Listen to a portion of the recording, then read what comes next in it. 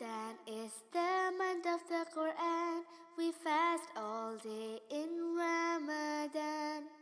We eat suhoor by break of dawn, then pray Fajr and read Quran. When the sun sets and we hear the adhan, we have iftar, to the mosque we run.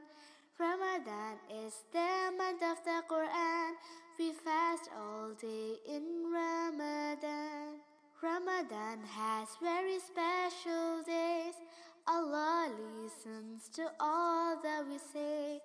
He rewards us for all that we do every single Ramadan day. Ramadan is the month of the Quran.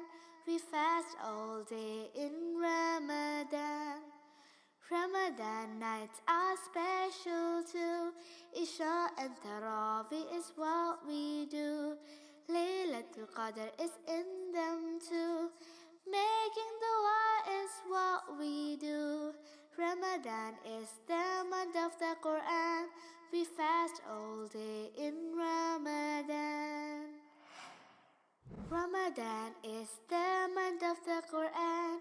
We fast all day in Ramadan. We eat suhoor by break of dawn, then pray Fajr and read Quran. When the sun sets